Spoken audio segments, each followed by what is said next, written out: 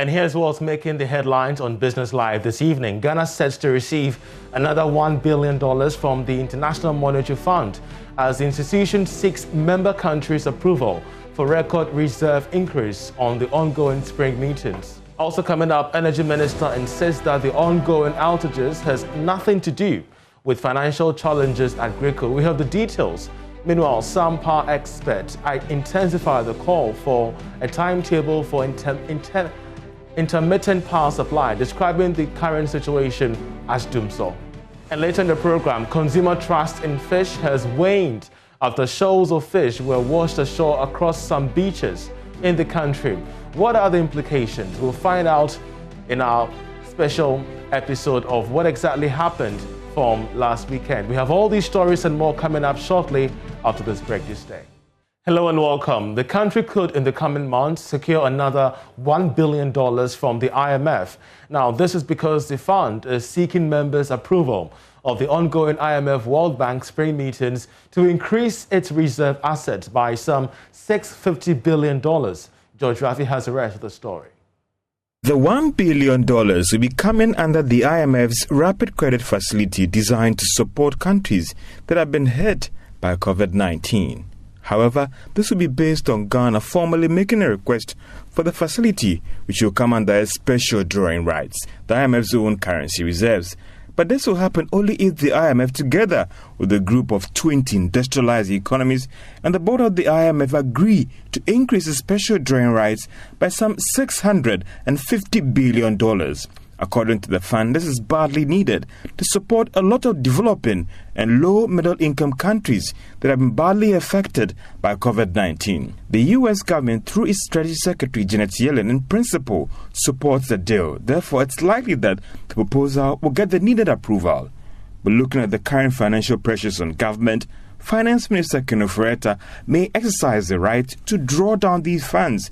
But for some, the major concern will be about the impact of these borrowings on the total debt stock coming on the back of the recent $3 billion Eurobond borrowings. Others are also worried about the fact that will these funds be directed to projects that can pay for these loans back on time, or sectors that can really stimulate growth and fast-track the recovery of the economy. Ghana last year secured a similar amount to help government take care of its COVID-19 expenditure.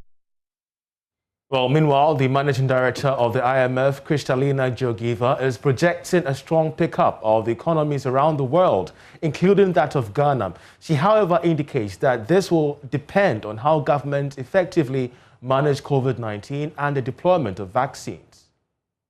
In the words of Franklin Delano Roosevelt, the point in history at which we stand is full of promise and of danger.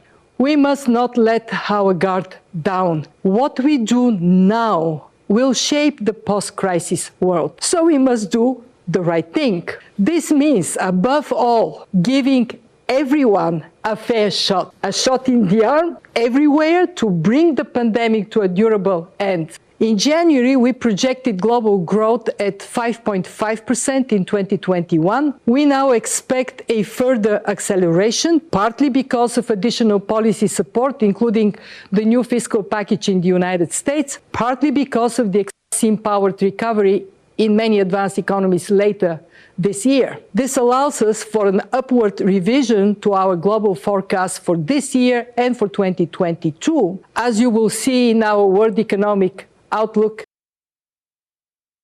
Well, that was the IMF Managing Director, Kristalina Georgieva, speaking at the IMF World Bank virtual spring meeting. Away from that, the Minister for Energy, Dr. Matthew Poku-Prempeh, has rejected claims that the ongoing power outages in the country is as a result of financial challenges with power transmission company GRICO. Some policy think tanks over the weekend chastised the government for failing to provide the necessary funding for the various power companies, a situation causing the ongoing power fluctuation. However, at a tour of the company in Tema this morning, Dr. Poku-Prempeh insisted that the ongoing maintenance work has nothing to do with finance. The issue of financial challenges doesn't even come in. You heard the chief executive say it. Because they are doing the project, we can all see. So if what does finance come in? The people don't have money to buy lunch, or I don't know. But as far as we can see, the project is an ongoing project. So it's not about finances. It's just that if you are renovating your house, sometimes it's more complicated and it's more expensive than even building a new house. These are lines that we have just been informed were strung, some from 1950, some from 1965. The power it was supposed to transmit, Accra has expanded tremendously. So they are giving us power lines that can improve the power situation in Accra. We just need the forbearance of Ghanaians, because what we are planning and what we are implementing is the best for them. We should all be truthful in our communication. In 2016, the whole country, they gave us periods that we were off and we were on. In 2016, the government of the day told us that it was a generation problem. In 2016, even the opposition talked about the government don't have the money to buy fuel. This is not a generation problem. This is not about fuel. So how could it be Dumso? Dumso is planned and the timetable is rolled out. And it affected the whole country for 4 years. Is that what we are seeing? No. Some of the system, because of the challenges, the reason why the system upgrades are being done is what we are feeling. And so we have to bear with the contractors to finish in time so that we can enjoy the improvement we so desire. Is there a Dumso, I would ask you? Is it the Dumso that you have known and come to live with what is happening in the country? We have systems where lights are flickering, voltages are low, and sometimes, like it happened over the weekend, the line is down because the conductor has broken. And that is exactly why we have what we are here today. Well, meanwhile, project manager at Greco, Owusu has been briefing the delegation on ongoing works. He's confident that the stipulated time for completion, which is September this year, will not be extended. Project is expected to be completed by September 2021, all things being equal. If you do not have any hindrances, then we are going to complete it by September 2021. Yeah, as I've already indicated, maybe we will not be able to go there. Whenever we are constructing a line like this, we normally meet some crossings like ECG lines, and also maybe sometimes obstacles like houses. But for the ECG line, because it is also an electrical system, we must make sure that we give an outage to be able to cross the line. If we do not do that, there will be an induction and people might suffer from that. And so if we go to a place called on the Oponglo Road, that's precisely around Magdan area, ECG have about 4 circuit lines which are crossing our lines. And therefore, when we reach that location, definitely we are going to request for an outage. And so all those people who are being served by these 4 circuits will be taken off. Following the ongoing planned maintenance and upgrade of power equipment by Greco and the Electricity Company of Ghana, ECG, some power experts want a timetable for the intermittent power supply.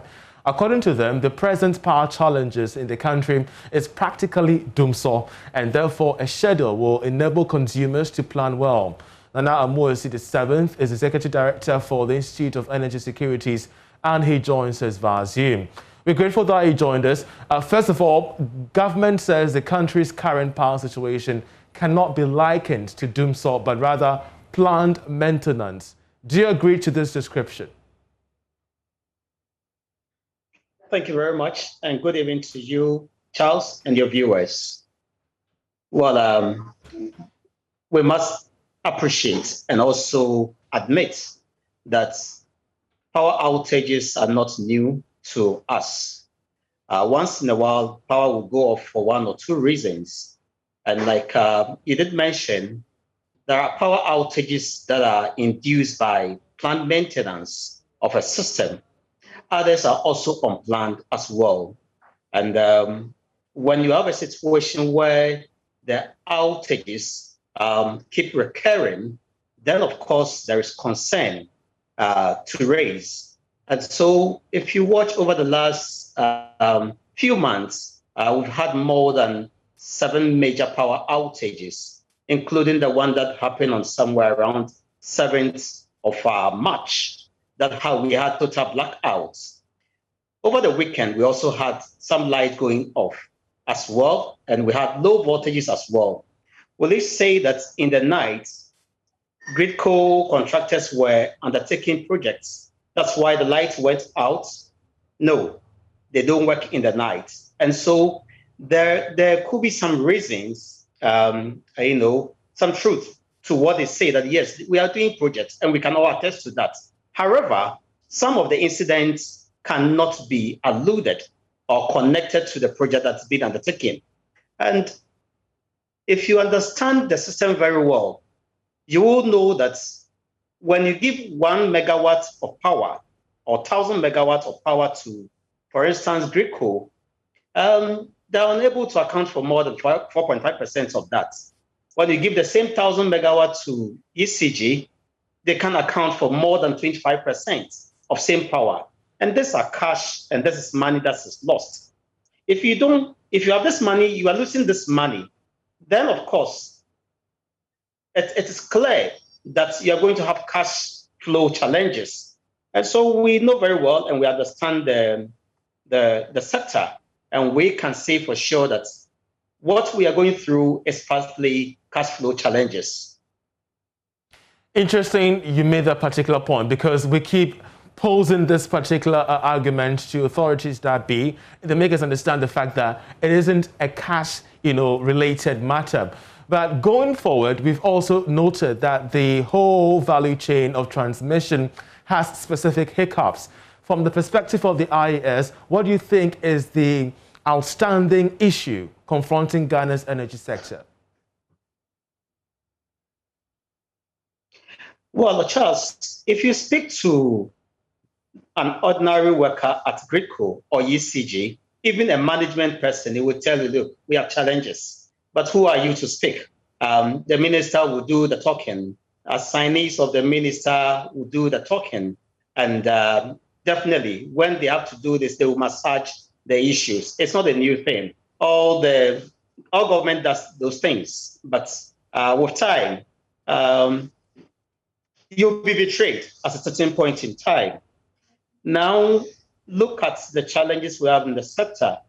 If we have ECG and Gridco combined, losing in excess of 28% of power given to them to transmit and distribute, then of course, like I said from the beginning, you will have cash flow challenges. Great. And so what we can only urge the minister and the ministry to do is to ensure that at least the low-hanging fruits, like commercial losses due to poor collection of cash, is dealt with. Then, of course, we can use that money that is saved to address the technical challenges in the system. That is a way to start from. But it is true, what Gridco is doing today, if they're able to complete on time, is going to save us a lot of headache as well, because the low voltages also lead to losses. Okay. And the kind of intermittent power supply also affects productivity and the country's own economic growth as well. So, Nana, speaking of productivity, we do know that one aspect of the chain bound to have, a dire impact is the business community. They are indeed biting their nails in despair. Any proposals for businesses by way of adjusting during this challenging time, especially when we're getting from government that there will not be any timetable soon? Well, industry is rather looking up to managers of the power sector to put out a timetable. They've done one before. You remember about 3 weeks ago, they put out a timetable for maintenance work around the Volta region. It was circulated widely. What has changed this time around? And so instead of speaking to the business community, that I am very certain, and IES is very certain that they are waiting for consistent and reliable supply of power, we rather direct the attention to managers of the power sector to, put out a timetable. If it's going to continue the same way, than to leave them stranded All right, so we are in COVID time. So that's a form of a message to those who are manning the systems. But what message do you have for the business owner out there in these uncertain times of erratic power supply? Well, of course, what we can tell the business community is that they should brace themselves for a worse situation, because when one doesn't have a timetable, you cannot plan. And we're asking them if it's possible to also have backup generators. They can fall on it at such a time. And if the trend continues, this is the way to go to ensure that production does not suffer. And then, of course, we can still have goods being produced and services given out to Ghanaians. And also, when necessary, exports are seen from the same productivity. I can imagine the cost of production along this particular line. But Nana Mwosi the 7th, we're grateful that he joined us. He's Executive Director for the Institute for Energy Securities there. Away from that, consumer trust in fish has waned after shoals of fish were washed ashore across some beaches in the country. Already, the Fisheries Ministry has called for calm as investigation begin on the biological samples of these dead fishes. This development is already having a dire impact on the industry, which recorded zero growth in 2020. In this piece, we narrate the event as it happened and the implications on Ghana's fisheries industry.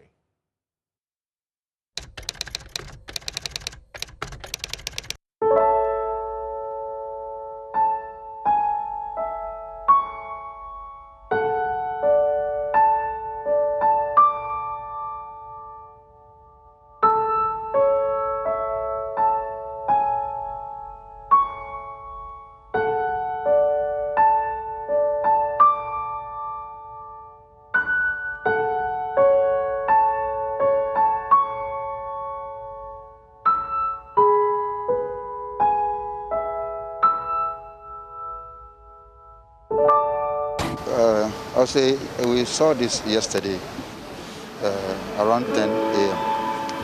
But normally this used to happen seasonally.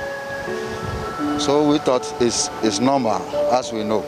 But later we found out that it's not normal, because the number of fishes that are coming out and the way they are washing out from the sea is not normal. At that time, people have already collected some to market and other places consume it. We thought it will end, but this morning we realized it still continues. So we have to come and stop everybody from picking it.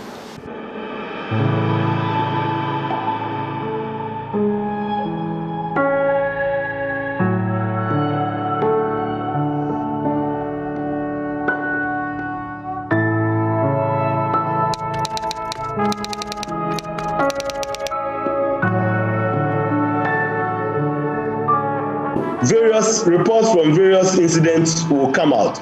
My department, the Department of Marine and Fisheries Science of the University of Ghana, is collaborating with IESS of the same university. We have taken samples, and as at now, we are almost at the lab analyzing them.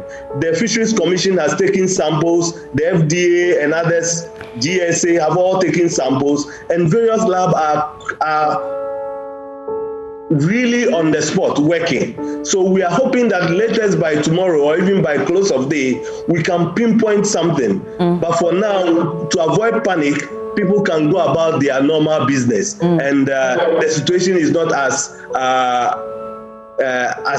you know, because the outpour of the fish have ceased for now. It's not continuously. It's that one day that it came in. So it has ceased. So for now, we will say that the sea is okay, people can go fishing. Hopefully by tomorrow, various reports from various incidents will come out.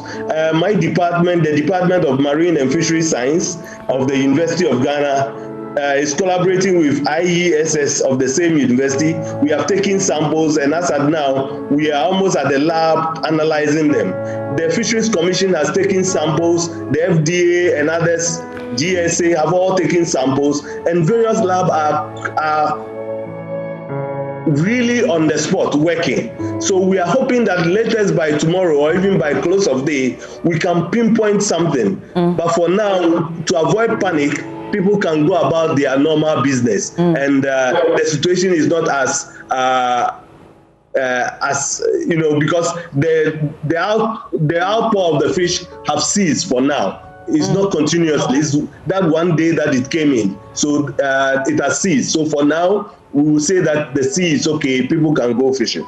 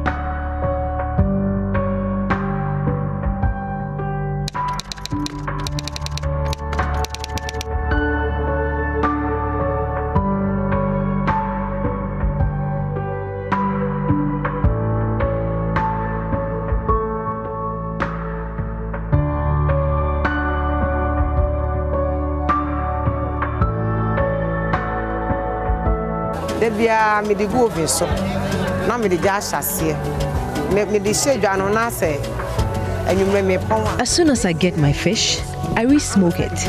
I do that continuously every day until I sell the fish, because I always smoke dry my fish. Every moisture is taken out, making it difficult for the fish to go bad. Debia na so ne nti ewo a ene boso mienu kra de to wa na boso miensa kra enye hwe.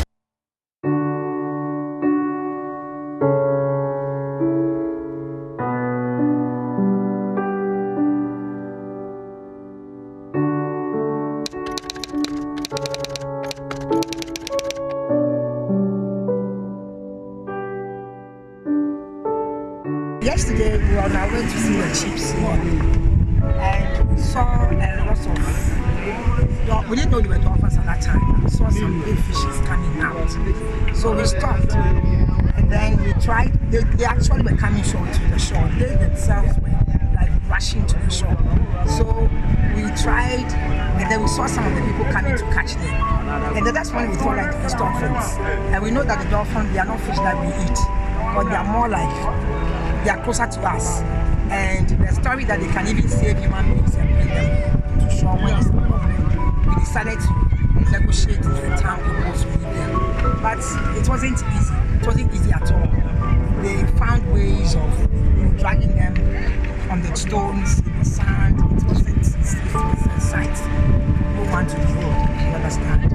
So we finally got a few that were in the track in, and we negotiated it. And so we want to stay here and wait till a boat can take them to the deep blue sea there, where they might be able to be in their own environment. And for that reason, might have a better chance of surviving.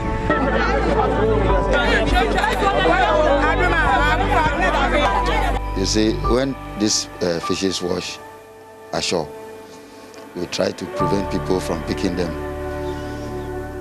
to send them maybe to the market to sell.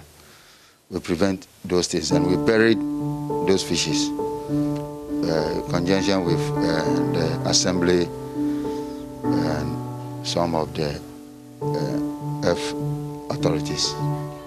So they've picked a sample and they send a sample to Food and Trust Board for testing. So we are now waiting for the results. Yes. So life is normal. We are fishing and we are selling our normal fish. Because we don't want that fish to go to the market so that it will look like we are selling an awesome fish to the public. So we want everything to be normal. You see, sometimes you realize that fish that wash ashore is different from what we brought. I think last time you saw it. Yes. And locally we know a poisonous fish. So in this case, when you see a poisonous fish, we know. So we won't allow that thing to come to the market. Or I would say, because we are fishing and we know that the one that we brought, there's nothing wrong with it. Because when you check the fish from the head, if there's something wrong, you'll find out that yes, there's a poison or there's some contaminated something.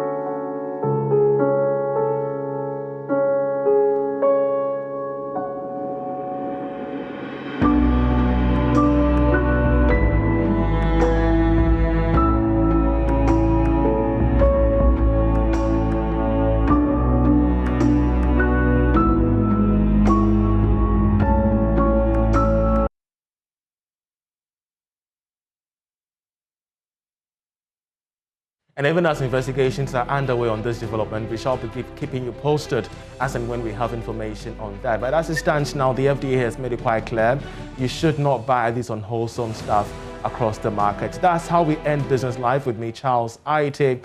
For more news, you'll log on to myjoyonline.com, where we have major news items, as you can see on your screen. Make a Japan deal a national debate from the former Oxford University professor, and more other stories as well. Many thanks for your time. Have a good evening.